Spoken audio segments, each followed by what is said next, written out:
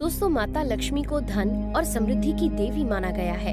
कहा जाता है जिस व्यक्ति पर माँ लक्ष्मी की कृपा हो उसके जीवन में किसी चीज की कमी नहीं रहती। लेकिन आपको जानकर हैरानी होगी कि एक बार धन की देवी माता लक्ष्मी को भी एक गरीब घर की नौकरानी बनना पड़ता है। ऐसा माता लक्ष्मी को मिले एक श्राप की वजह से होता है। क्या था वो श्राप और किसने दिया था माता लक्ष्मी को ऐसा श्राप जिससे माँ लक्ष्मी गरीब के घर की नौकरानी बनने पर मजबूर हो गयी? अगर आप भी जानना चाहते हैं तो इस वीडियो को बिना स्किप किए हुए अंत तक जरूर देखिएगा। और अगर आपने अब तक हमारे चैनल को सब्सक्राइब नहीं किया है तो फटाफट से सब्सक्राइब करके बेल आइकन को प्रेस कर दीजिए ताकि हमारे आने वाली वीडियो के नोटिफिकेशंस आपको मिलते रहें। तो चलिए शुरू करते हैं। दोस्तों, पौराणिक मान्यताओं के मुताबिक एक बार वैकुंठ में निवास करने वाले भगवान विष्णु को धरती भ्रमण करने की इच्छा हुई। धरती पर गए हुए भगवान विष्णु को काफी ज्यादा समय भी बीत चुका था, इसलिए उन्होंने तय किया कि अब वे धरती का भ्रमण करेंगे और इसके लिए वे अपनी तैयारी में लग गए।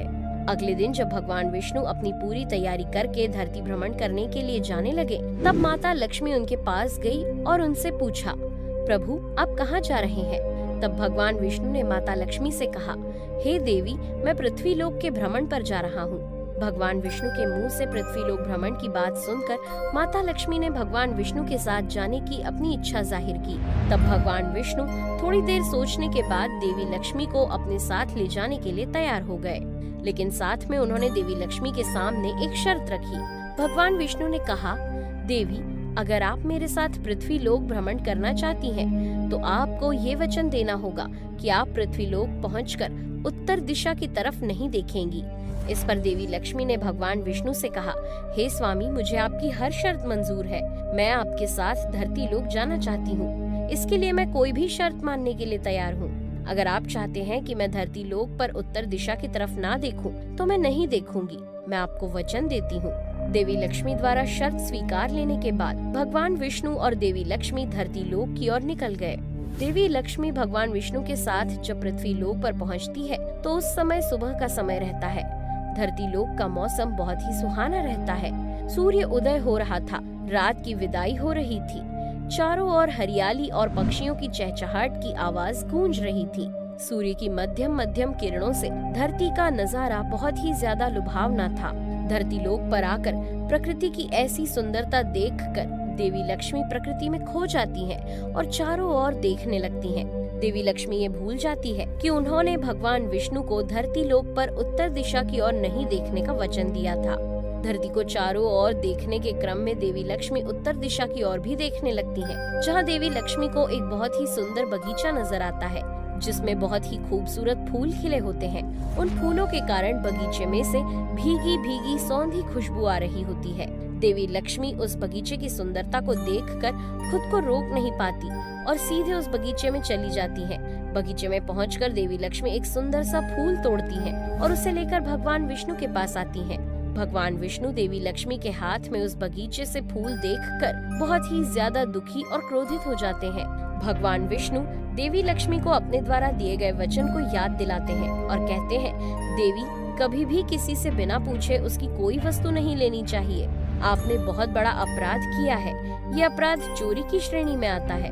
भगवान विष्णु की ये बातें सुनकर देवी लक्ष्मी को अपनी गलती का एहसास होता है। साथ में उन्हें अपना वचन भी याद आता है।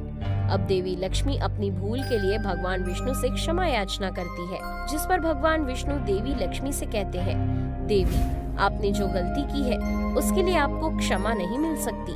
आपने पाप किया है, आपने अपना वचन तोड़ा है, इसलिए मैं आपको श्राप देता हूँ। जिस माली के बगीचे से आपने ये फूल बिना उसकी आज्ञा के तोड़ा है, उसके घर पर देवी आप अगले 3 वर्षों तक नौकरानी बनकर अपनी गलती का पश्चाताप करेंगी। आपका पश्चाताप पूरा होने के बाद मैं आपको वैकुंठ धाम वापस बुला लूंगा। भगवान विष्णु के मुख से अपने लिए ऐसे कठोर शब्दों को सुनकर माता लक्ष्मी भगवान विष्णु से कहती हैं, हे प्रभु, मुझे आपके द्वारा दी गई हर सजा मंजूर है। अगर आप चाहते हैं कि मैं उस गरीब माली के घर में एक नौकरानी बनकर अपना जीवन व्यतीत करूं, तो मैं इसके लिए तैयार हूं। अब भगवान विष्णु अकेले ही वैकुंठ धाम लौट जाते हैं और देवी लक्ष्मी भगवान विष्णु के उस श्राप का मान रखने के लिए एक गरीब लड़की का रूप धारण करके उस गरीब माली के घर पहुंचती है, जिसके बाग से उन्होंने फूल तोड़ा था। उस गरीब माली का नाम माधव होता है। माधव इतना गरीब होता है कि उसके पास रहने के लिए केवल एक टूटी फूटी झोपड़ी रहती है। माधव उस झोपड़ी में अपनी पत्नी, 2 बेटों और 3 बेटियों के साथ रहता था। जब वो गरीब माली अपने घर के दरवाजे पर कन्या रूपी देवी लक्ष्मी को देखता है तो वो उस कन्या से उसका नाम और यहाँ आने की वजह पूछता है, जिस पर कन्या रूपी देवी लक्ष्मी माधव से कहती है, मैं एक गरीब और अनाथ लड़की हूँ, मेरा इस दुनिया में कोई नहीं है, मैंने बहुत दिनों से कुछ भी नहीं खाया है, आप मुझे अपने साथ रख लें, मैं आपके साथ मिलकर आपके खेत और आपके घर का काम करूँगी। कन्या के मुंह से ये बातें सुनकर माधव को दया आ जाती है और वो कन्या रूपी देवी लक्ष्मी से कहता है, बेटी मैं एक बहुत ही गरीब माली हूँ, जो भी कमाता हूँ उससे किसी तरह अपने परिवार का पेट भरता हूँ, लेकिन अगर मेरी 3 की जगह 4 बेटियाँ होती तो मैं उसमें से भी उनका पेट भरता, इसलिए अगर तुम चाहो तो मेरी बेटी बनकर मेरे घर में रह सकती हो, हम जो भी खाएंगे वो तुम्हें भी खिलाएंगे। दयालु माधव के मुंह से ये बात सुनकर देवी लक्ष्मी उसके साथ उसके घर में चली जाती है। घर में माधव का परिवार कन्या रूपी देवी लक्ष्मी से मिलकर बहुत खुश होता है।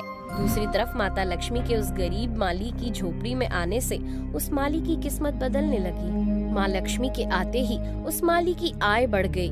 उसने एक गाय खरीद ली और फिर धीरे धीरे उस माली ने जमीन खरीदकर अपना पक्का घर भी बनवा लिया।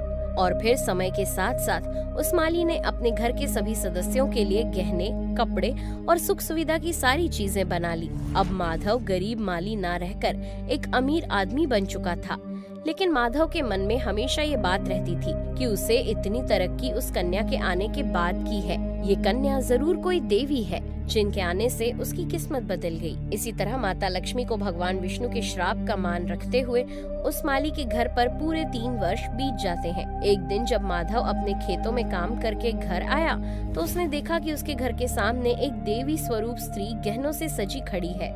माधव जब देवी को नजदीक जाकर देखता है तो पाता है ये देवी उसकी मुंह बोली चौथी बेटी है।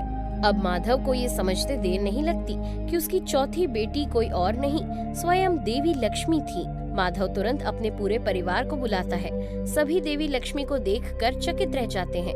अब माधव और उसका परिवार देवी लक्ष्मी से माफी मांगता है। माधव कहता है, हे माँ, हम नादान हैं, हमें क्षमा करें, हमने आपसे अनजाने में ही घर और खेत में काम करवाया। माँ, हमसे बहुत बड़ा अपराध हो गया, हमें माफ कर दें। माधव के मुंह से ये बातें सुनकर देवी लक्ष्मी पहले मुस्कुराती हैं और फिर कहती हैं, हे माधव, तुम बहुत ही दयालु व्यक्ति हो। तुमने एक अनजान कन्या को मुसीबत में देखकर उसे अपनी बेटी बना लिया। तुमने मुझे बिल्कुल अपनी बेटी की तरह प्यार दिया, अपने परिवार का सदस्य समझा। तुम्हारी इस नेक दिली को देखकर मैं तुम्हें वरदान देती हूँ कि तुम्हारे पास कभी भी खुशी और धन की कमी नहीं होगी। तुम्हें वे सारे सुख मिलेंगे जिसके तुम हकदार हो। देवी लक्ष्मी माधव को आशीर्वाद देने के बाद भगवान विष्णु के द्वारा भेजे गए रथ में बैठकर वैकुंठ धाम लौट जाती है। तो दोस्तों, इस तरह से भगवान विष्णु के श्राप की वजह से ही देवी लक्ष्मी एक गरीब के घर में नौकरानी बनी थी। इस वीडियो में फिलहाल इतना ही। आप हमारा ये वीडियो देश के किस शहर से देख रहे हैं, कमेंट में जरूर बताइएगा। उम्मीद है आपको आज का ये वीडियो पसंद आया होगा। अगर हाँ, तो इस वीडियो को लाइक करें। इस तरह के और भी सनातन धर्म की कहानियों को देखते रहने के लिए हमारे चैनल को सब्सक्राइब करके बेल आइकन को प्रेस कर लें। Thanks for watching.